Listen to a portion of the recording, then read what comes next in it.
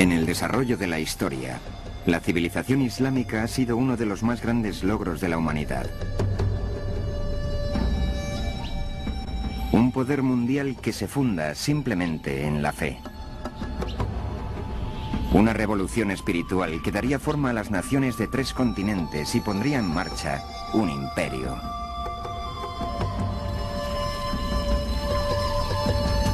En el mundo occidental, la historia del Islam ha sido oscurecida por un velo de temor e incomprensión. Sin embargo, esta oculta historia del Islam está profunda y sorprendentemente entretejida con la civilización occidental. Fueron sabios musulmanes los que reclamaron el antiguo saber de los griegos, mientras Europa languidecía en el oscurantismo. Fueron ellos quienes plantaron las semillas del Renacimiento, 600 años antes del nacimiento de Leonardo da Vinci.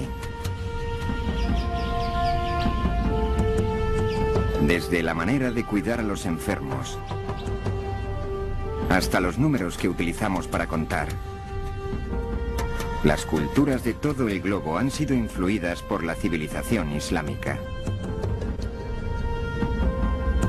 Y todo esto tuvo su origen en la vida de un solo hombre. El profundo mensaje que proclamó cambiaría el mundo para siempre. Su nombre fue Mahoma. Para los musulmanes, la vida de Mahoma es una historia venerada. En sus misterios, tanto como en sus certezas, hay creencias consideradas sagradas. Lo que sabemos acerca del profeta es gracias a lo que ha sido preservado a través de los siglos y a lo que la gente ha querido preservar. Es muy difícil separar al ser humano ordinario del hombre que fue, de lo que él dice, las diferentes fuentes de información.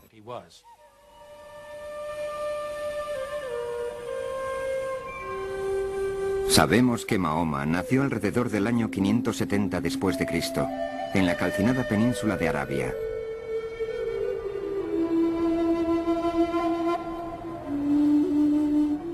Una tierra de salvaje escasez que compartían las tribus de beduinos en un estado de permanente guerra tribal. Siendo todavía un niño, sus padres procuraron a Mahoma su primera experiencia de la vida en el desierto.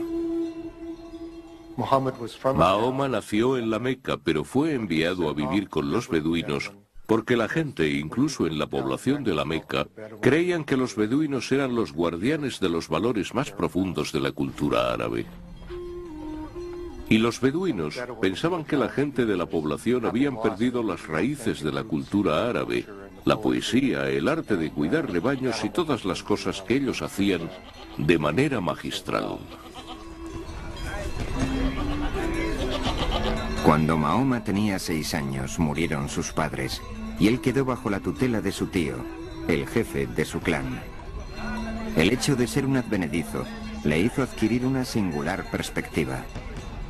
El quedarse huérfano tan pronto le hizo desarrollar un apasionado sentido de preocupación por aquellos que se ven socialmente marginados. Ser huérfano en una sociedad tribal donde el clan y las relaciones familiares son la clave de todo, éxito, posición, honor, dignidad, es experimentar lo que realmente se siente al ser marginado. Eso evidentemente le causó una gran impresión en su juventud.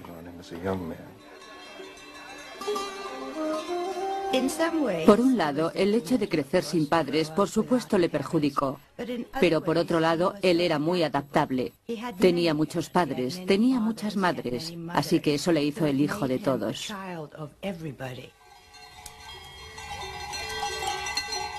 En el clan de Mahoma, como todos los árabes de la península, se compartían las historias que habían sido contadas una y otra vez por generaciones.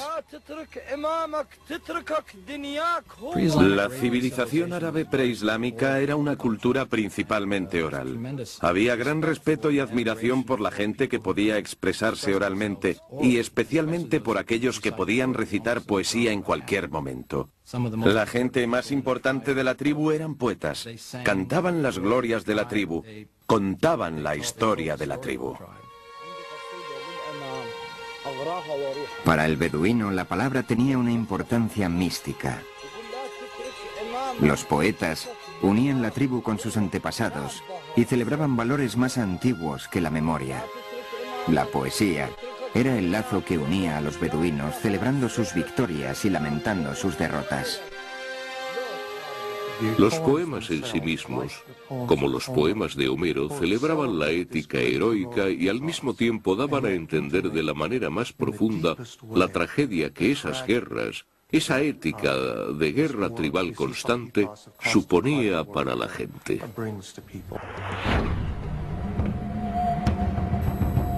Guerra y conflicto eran la inexorable realidad de una época peligrosa. El tío de Mahoma le enseñó las habilidades que necesitaría para sobrevivir en un mundo donde incluso un profeta empuñaría un arco.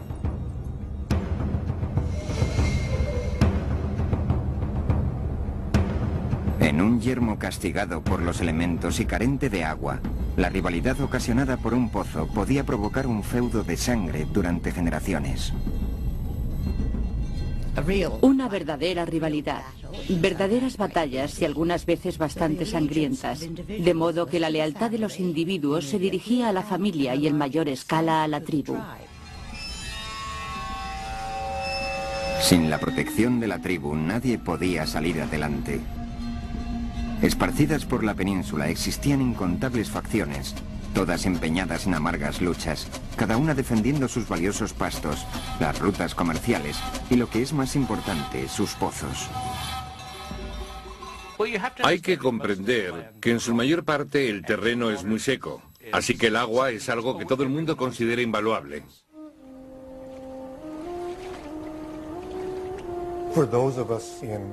Para los que vivimos en climas donde abunda el agua, es difícil entender la profunda importancia que el símbolo del agua tiene para las sociedades que viven en lugares desérticos, donde solo llueve una o dos veces al año y donde un poco de agua marca la diferencia entre la vida y la muerte.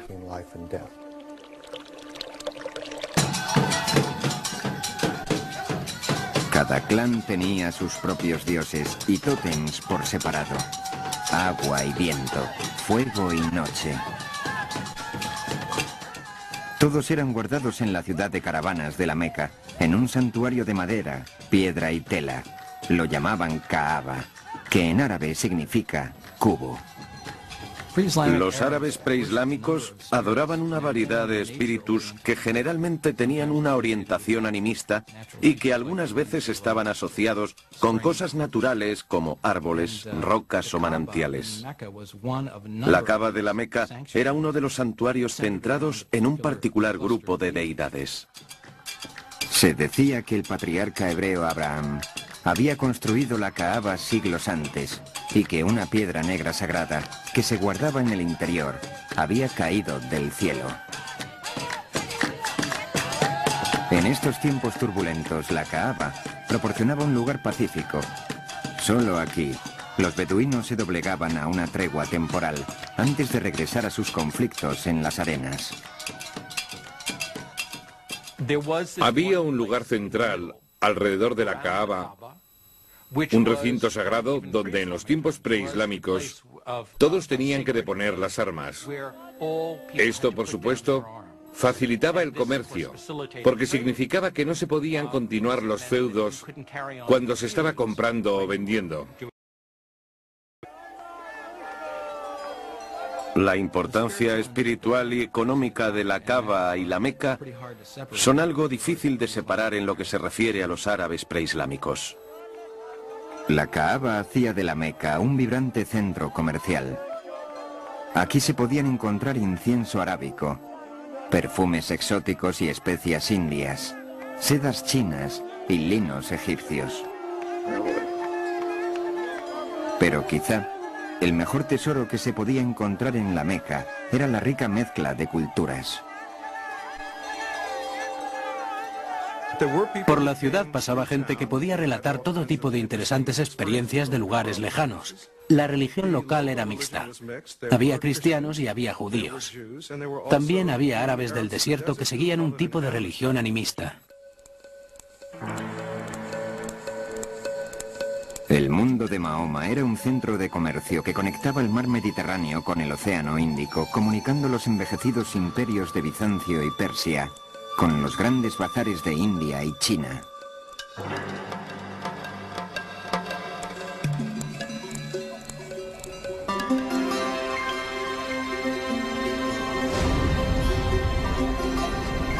Mahoma se hizo comerciante.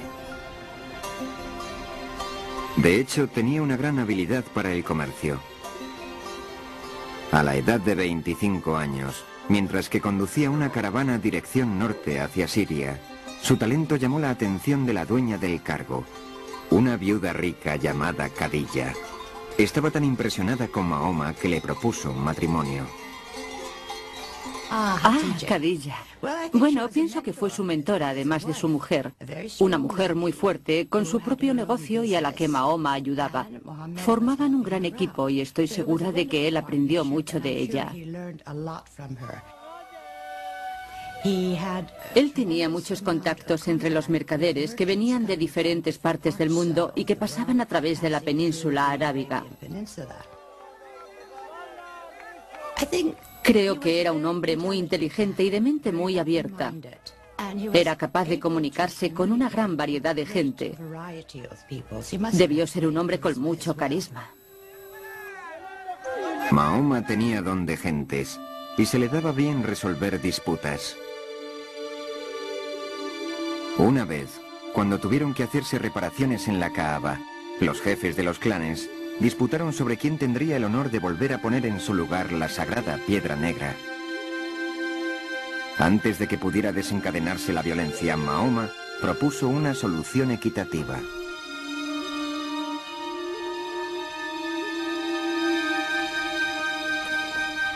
Unidos en el esfuerzo, los 4 líderes compartieron el peso y el honor. En gratitud, invitaron a Mahoma a reponer la piedra con sus propias manos. Mahoma vino a ser conocido como Al-Amin, el que inspira confianza. Existe todo tipo de indicación de que estaba tremendamente interesado en cuestiones religiosas. Y esto obviamente es algo por lo que probablemente las personas ordinarias no se interesaban en aquellos días. Hablaba con los sabios árabes. Hablaba con sabios judíos y cristianos que vivían en el área. Solía subir a las colinas rocosas de las cercanías de la Meca para meditar y pensar acerca de cosas. En algún punto tuvo esa extraordinaria visión de la que se habla de manera tan alusiva y evocativa.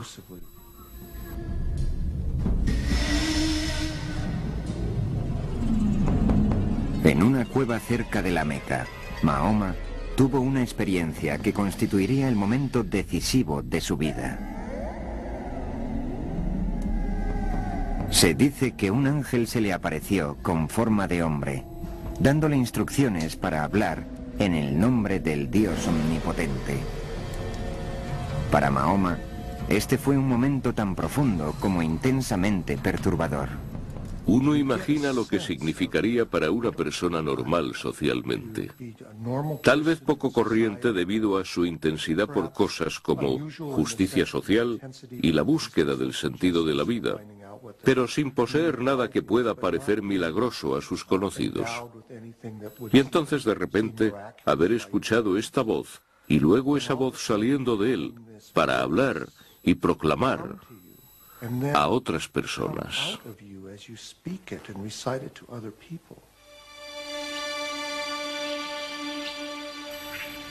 Este es el comienzo de la carrera profética de Mahoma.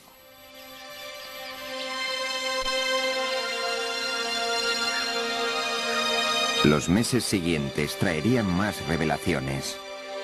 Palabras poderosas, con una cualidad lírica más hermosa que la de la más exquisita poesía arábica. Por encima de todo, Mahoma debía transmitir un mensaje a su gente. Una proclamación simple y, sin embargo, radical. La proclamación de que no hay más que un único Dios. El principal dogma del Islam es la unidad, la indivisible unidad de Dios. no es algo que simplemente se dice, sino que es el concepto más importante. La unidad divina significa algo más que decir que solo hay un Dios y no existe ninguna otra deidad. Es el hecho de pensar en solo una cosa. De modo que los pensamientos de posesiones, los pensamientos de posición y de poder son todos ídolos intelectuales.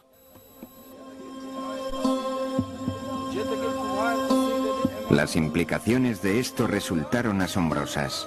Un solo Dios significaba un solo pueblo. No más divisiones tribales. Para el pobre y el indefenso, la perspectiva era algo revolucionario. Yo pienso que una de las cosas más importantes de su doctrina, y de la que no se habla a menudo, es el poderoso mensaje de justicia social que impartió. En aquel tiempo en la Meca había una separación creciente entre los que tenían y los que no.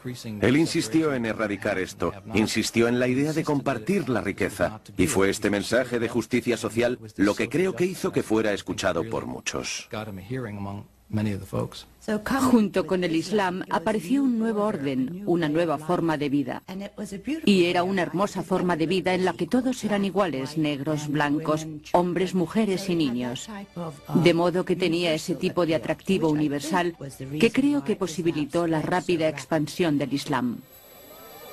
Hubo muchos que se sintieron movidos por el mensaje de Mahoma cuando éste empezó a hablar en la comunidad. Tenía la agilidad y la profundidad simbólica de los grandes poemas preislámicos que habían sido creados por este pueblo y que habían dado a la gente en Arabia un oído tan extraordinario para la expresión verbal y donde la expresión verbal era la principal fuerza cultural. Algunos lo llamaron poeta. Hay un sura coránico que básicamente dice que Mahoma no es un poeta. Los poetas hablan impulsados por el deseo, y esta no es la voz del deseo, es la voz de Dios. Los seguidores de Mahoma empezaron a aumentar. Se llamaban a sí mismos musulmanes, o aquellos que se rinden a Dios. Decidieron preservar el mensaje que Mahoma les había transmitido. Este fue el comienzo del Corán. El Corán fue revelado oralmente, pero muy pronto la gente llegó a comprender que había de ser escrito para asegurarse de que no se corrompiera y de que se mantuviera el mensaje original. Empezaron a hacerse copias a partir de una fecha muy temprana. No se sabe la fecha exacta, ya que los primeros manuscritos del Corán no han sobrevivido.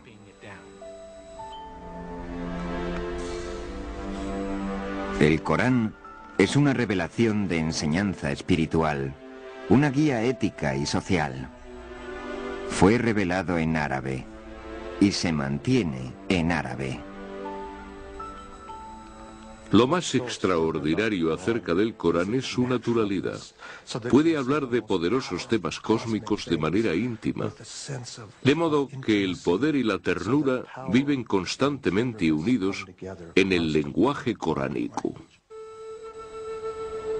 Sirviéndose solo de la palabra, el Corán hace llegar su visión a los fieles. Sus imágenes conjuran un cuadro de la vida después de la muerte, que resuena con todo el poder de la poesía beduina tradicional.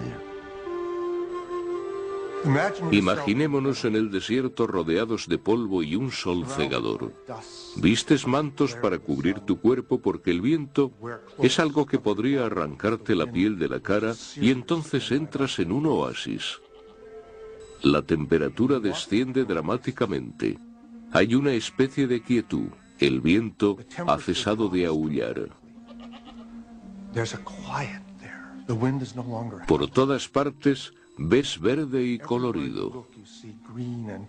El mundo del agua y el paraíso están simbólicamente atados el uno al otro. Y el Corán conjura esta imagen con solo unas pocas palabras escogidas.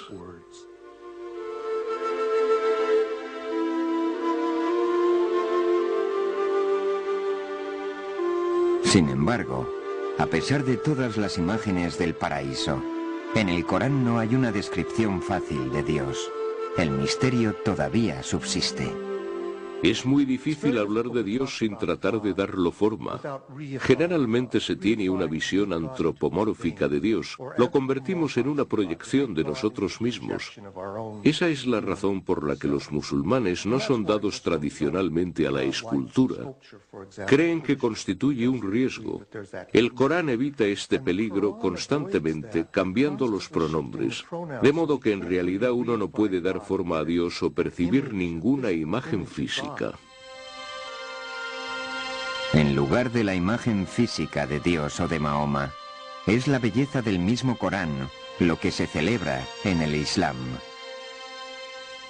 El Islam se desarrolló en un contexto que no favorecía las imágenes visuales. La revelación del Corán es la representación de Dios en la tierra. Los musulmanes sentían ya desde el principio que la única representación justa de la palabra de Dios era el mismo Corán y no ninguna imagen de Dios, porque no se podía representar a Dios. Y ciertamente tampoco ningún retrato de Mahoma, porque él no era divino.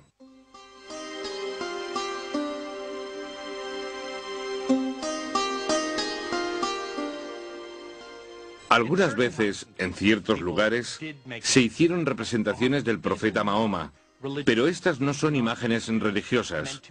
No son imágenes destinadas al culto. No son imágenes de Dios o de un santo. Son imágenes de Mahoma como figura histórica. Se le honra poniéndole un fondo de azul muy brillante o una nube cerca, pero no se le distingue de ninguna otra manera de los otros caracteres de la historia. Se ha representado otras veces al profeta, pero siempre aparecía con una tela blanca sobre la cara para esconder sus facciones. Son diferentes facetas de una misma idea. Pero ninguna de estas representaciones tiene un carácter devocional. No se supone que uno tenga que mirarlas como a alguien a quien dirigir oraciones. Facilita el aprendizaje de la religión y el énfasis está en la historia. A medida que la comunidad de Mahoma crecía, también lo hacía la oposición. La gente, por supuesto, era escéptica y decía: mira, si eres un profeta, ¿dónde están tus milagros? Como los otros profetas del libro, Moisés hizo sus milagros, Jesús hizo sus milagros, ¿dónde están los tuyos? La respuesta coránica a este reto es que el milagro es el mismo Corán.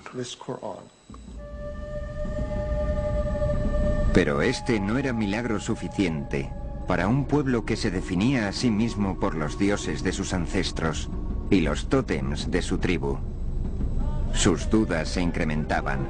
La idea de una vida después de la muerte les horrorizaba. El Corán representa a una gente que era realmente escéptica. ¿Intentas decirme que después de mi muerte, cuando mi cuerpo ha regresado a los elementos y yo me haya corrompido, voy a ser reconstruido y vuelto a la vida? De todos los mensajes del Corán, este es el que resultó más difícil de creer para la gente de Arabia. Mahoma también habló de la condenación eterna para los injustos.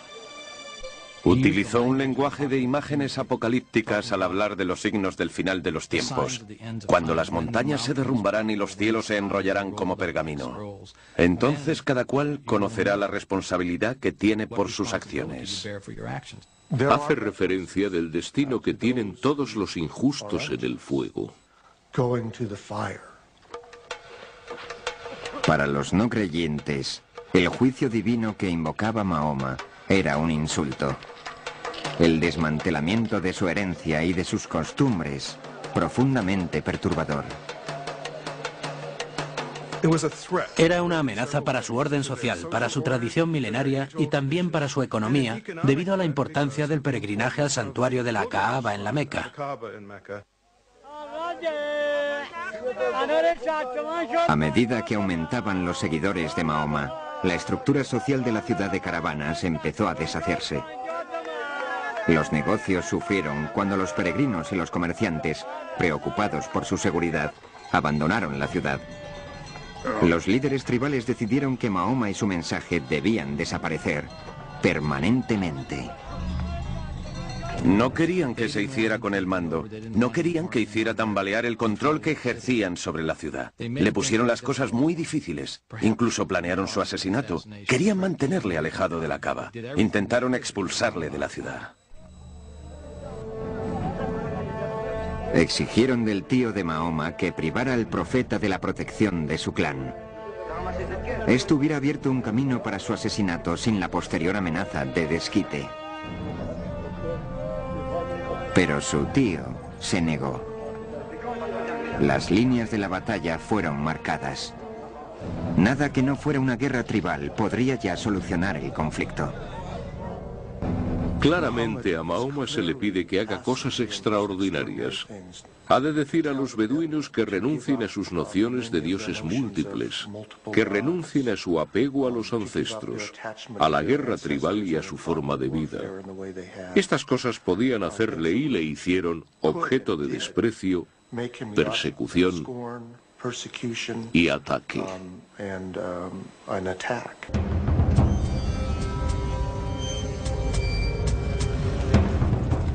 Los seguidores de Mahoma fueron forzados a abandonar el mercado, causando su ruina. Aquellos que carecían de la protección de un clan fueron torturados y asesinados. En el año 619 después de Cristo, murió la mujer de Mahoma, Khadija, y también su tío. Perdió su primer gran amor y su único protector. Por fin se presentaba la oportunidad que sus enemigos habían estado esperando. Pero en la exuberante ciudad oasis de Yathrib, al norte de la Meca, se abrió un refugio para Mahoma y su gente. Las rivalidades entre clanes habían llegado a un punto álgido en la ciudad y necesitaban desesperadamente un pacificador. Habían oído que Mahoma era un hombre digno de confianza. Oyeron que tenía grandes habilidades de mediador y pensaron, veamos si podemos hacer que venga a ayudarnos. De modo que lo invitaron.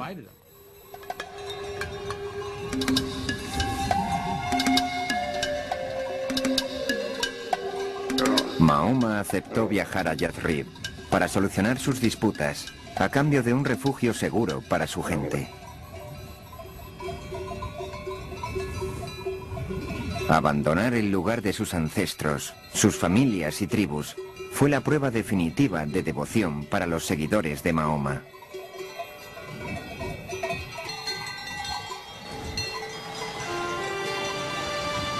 Esto supuso la formación de una nueva comunidad y una nueva tribu. Por vez primera, lo que les unía no era la sangre, sino la fe.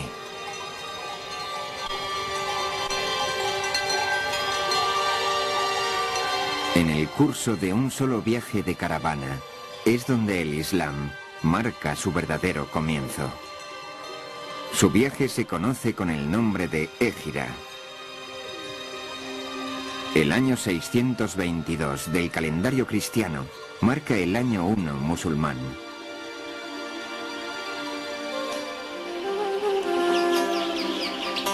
La meta de Mahoma para con la gente de Yathrib era la misma que la de su misión a más grande escala, procurar la paz y la unidad con su mensaje.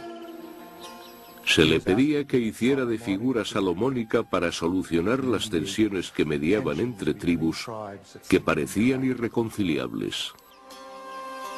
Cuando su trabajo se vio coronado por el éxito, la ciudad llegó a ser conocida como la ciudad del profeta, Medina.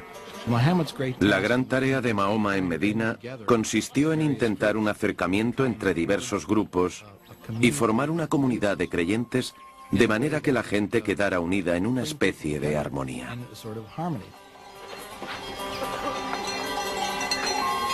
Mahoma ofreció a los clanes divididos de Medina una visión de solidaridad, pero al mismo tiempo que propagaba la palabra del Islam, nunca puso en entredicho las creencias de otros credos.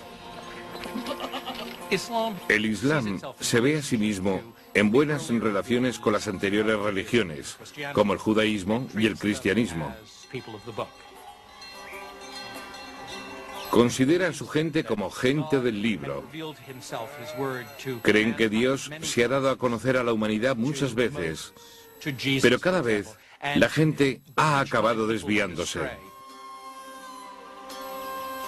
A lo largo del Corán se percibe la humanidad de Mahoma, su humildad como persona y el reto extraordinario de la misión que le fue encomendada por esta revelación divina.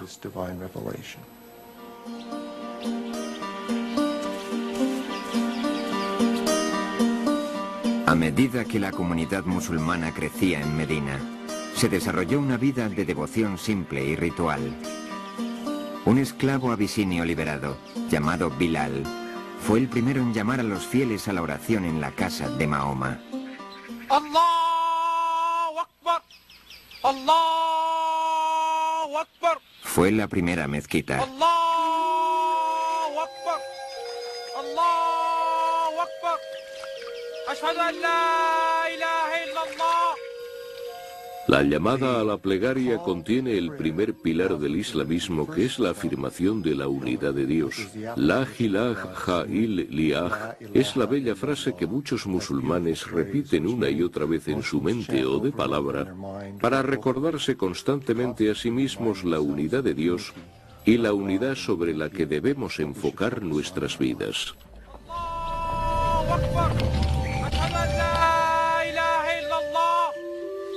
أشهد أن لا إله إلا الله أشهد أن محمدا رسول الله. La oración en comunidad es buena porque cimenta la idea de pertenencia a un movimiento, a una religión, a una comunidad.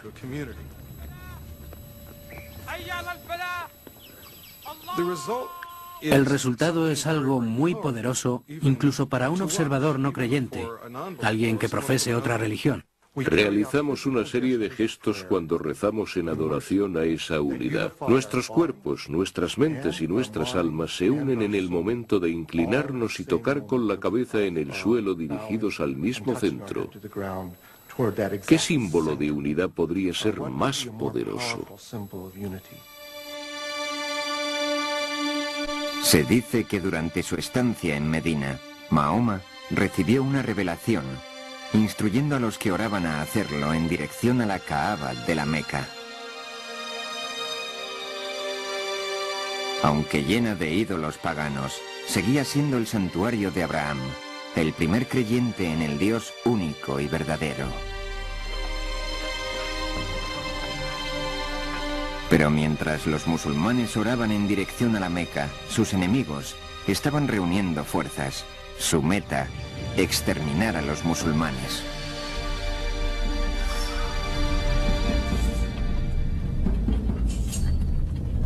La gente de Mahoma empezó a reunir armas.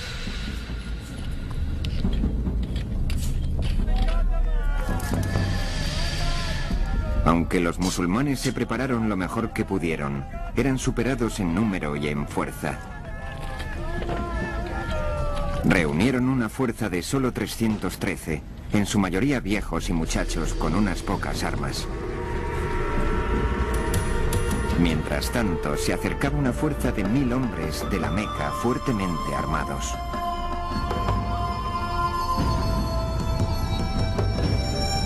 Durante años, Mahoma había intentado llevar el Islam pacíficamente a la gente de la Meca.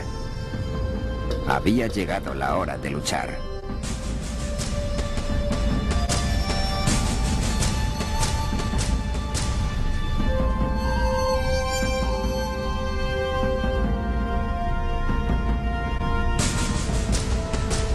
Los musulmanes se enfrentaron a sus propias tribus, hermano contra hermano, hijo contra padre.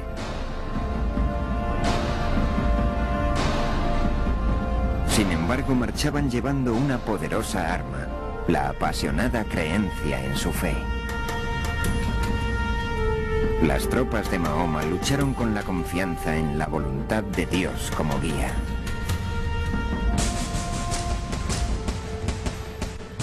Participaron en 3 batallas extremadamente sangrientas. Hubo un momento en que toda la recién comunidad musulmana estuvo al borde de la extinción.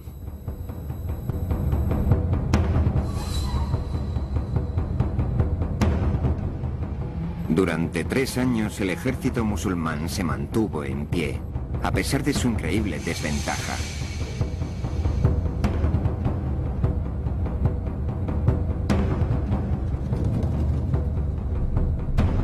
Cuando las noticias de la lucha se extendieron, otras tribus beduinas vieron la mano de Dios en las victorias de Mahoma. Uno por uno, las gentes del desierto empezaron a unirse a su causa. El ejército musulmán creció y el viento cambió de dirección.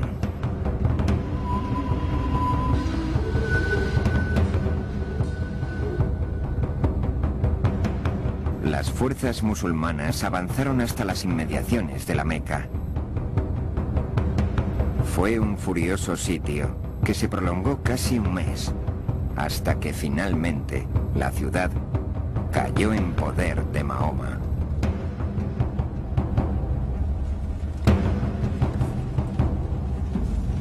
En el año 630 después de Cristo, la aterrorizada gente de la Meca se preparó para la matanza. El ejército de Mahoma regresaba a la Meca, ahora con una fuerza de 10.000 hombres.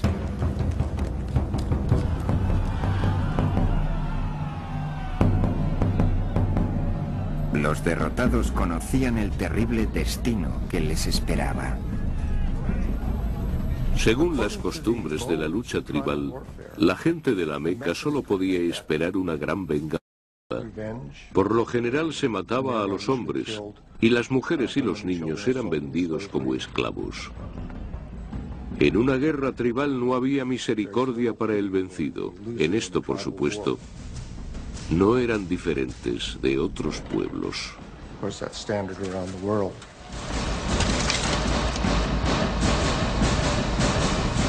Pero Mahoma reservaba una sorpresa para la ciudad vencida. Cuando Mahoma entró en la Meca no llevó a cabo una sangrienta venganza, sino que acogió a aquellos contra los que había luchado durante 3 años y que habían intentado aniquilarle. Esto llenó de asombro a todos los que le rodeaban. De modo que en la fundación de la religión se pueden encontrar episodios de gran generosidad, actos de extraordinaria bondad y misericordia.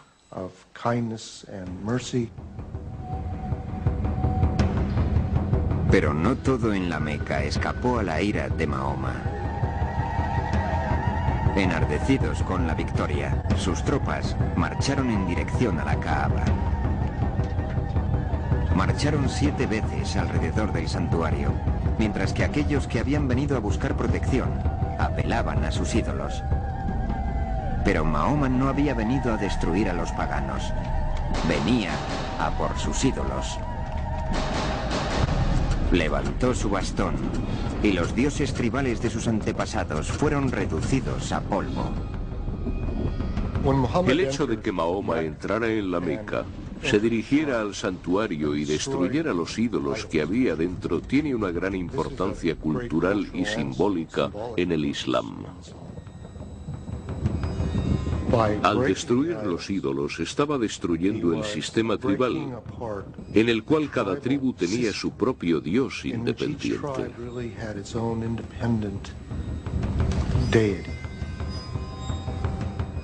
El hecho de que los dioses de sus antepasados fueran destruidos fue impactante para los beduinos. De alguna manera se les estaba diciendo que sus ancestros estaban equivocados. ¿Cómo se puede decir esto en una tradición en la que las relaciones que cada cual tenía con su padre y con su tribu eran de importancia primaria? Este acto iconoclasta de violencia profética tiene tanta importancia en la tradición islámica como el de Moisés rompiendo las tablas de la ley cuando vio la idolatría de Israel en el monte Sinaí, o Jesús arrojando del templo a los comerciantes.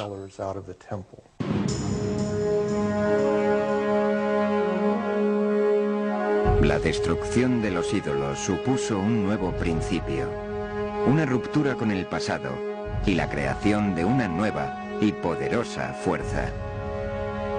La Meca fue solo el comienzo.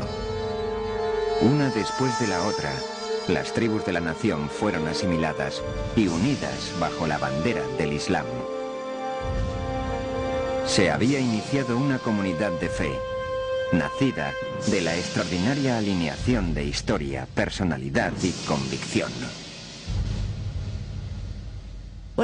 Lo que hizo Mahoma fue impartir un sentido de solidaridad, un sentido de misión, uniendo todos los segmentos separados de la península que desde entonces marcharían en dirección norte, sur, este y oeste.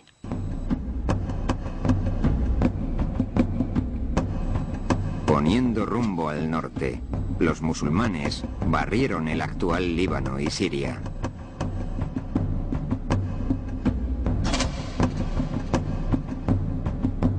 Continuaron hacia el oeste, dentro de Egipto, y rápidamente a través del norte de África, fortificando la costa del Mediterráneo.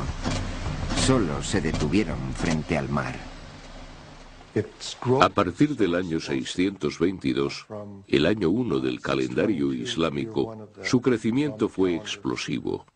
En solo 50 años, una gente cuyos padres eran criadores de camellos estaba gobernando uno de los mayores imperios de la historia mundial. En un periodo de 200 años, su imperio se extendía desde España a China. Los musulmanes absorbieron el imperio de Irán y 2/3 del imperio cristiano bizantino. Para entonces, su dominio era más grande que el de Roma. Se extendía desde Marruecos en el oeste hasta el río Indo en el este, donde está actualmente la frontera con la India. ¿Cómo pudo suceder que un ejército tan pequeño pudiera conquistar un área así de grande, tan rápida y fácilmente?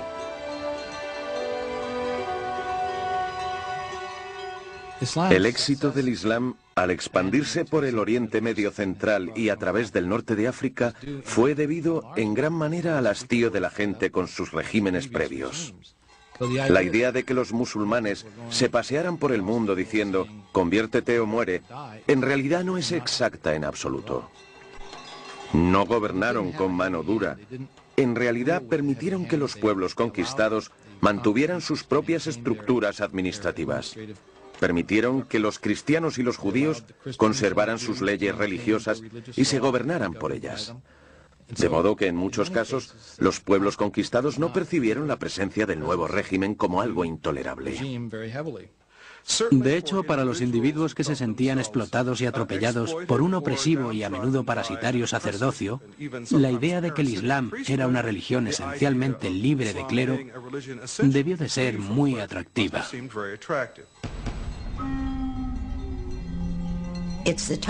Son los tiempos los que crean el cambio y algunas veces los hombres.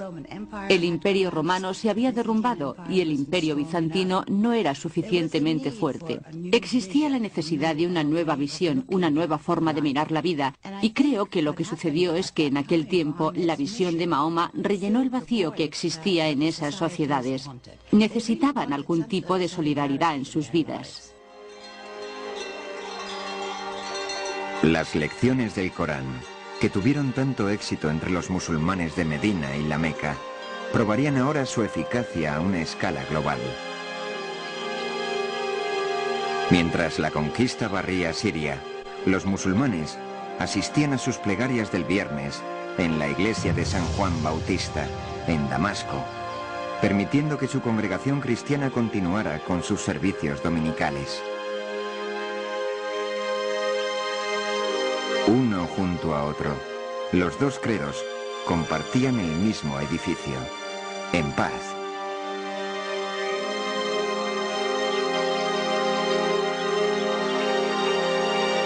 Dado el crecimiento de la comunidad musulmana, compraron la vieja iglesia a la congregación cristiana y construyeron una enorme mezquita en el lugar. Artesanos bizantinos la decoraron, representando en mosaicos dorados el paraíso islámico.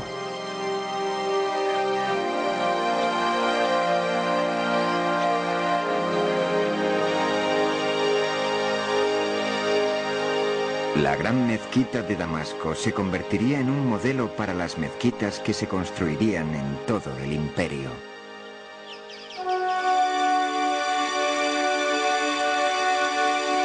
Los árabes transformaron las tierras que conquistaban, manteniendo, mejorando o expandiendo la infraestructura.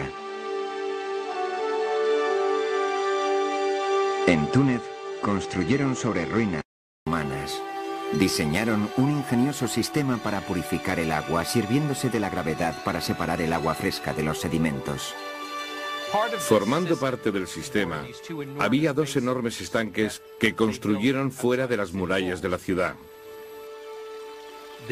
El agua limpia fluía hacia el estanque más grande, donde era distribuida a la ciudad por cañerías. Esto sucedió antes de que nadie en Europa soñara con tener agua corriente.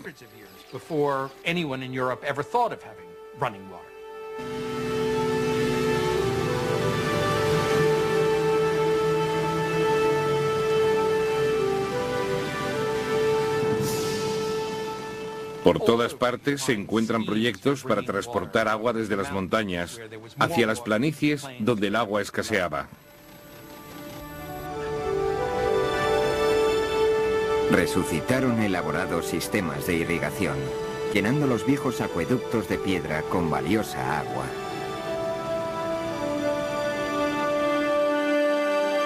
La agricultura floreció, al ser introducidos en la región mediterránea alimentos de orden básico, como el trigo. Pero los musulmanes guardaron su proyecto más monumental para la sagrada ciudad de Jerusalén. La primera gran obra de arte del Islam es la Cúpula de la Roca. Fue construida en una ciudad que era sagrada para cristianos y judíos. Es algo espectacular.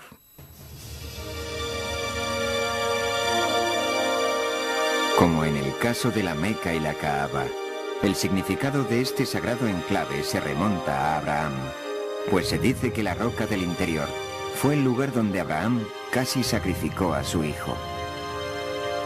Esta construcción rivalizaba con la cercana iglesia del Santo Sepulcro, donde se dice que Cristo fue sepultado. La Cúpula de la Roca es extraordinaria por su perfección. La gente reverenciaba este enclave por ser el lugar sagrado de Abraham e Isaac. Imaginemos estos recién llegados que vienen y se apropian de un pedazo de tierra de primera calidad. Construyen en la cima de una montaña un nuevo edificio para una nueva religión, algo que brilla a la luz del sol, para todo aquel que quiera mirar.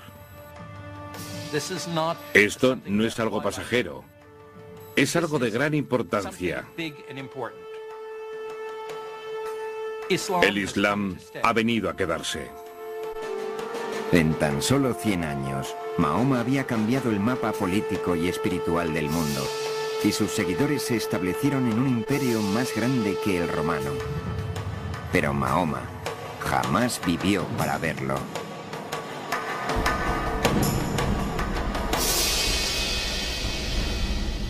En el 11º año del calendario islámico, el 632 después de Cristo, solo 2 años después de tomar la Meca, Mahoma murió.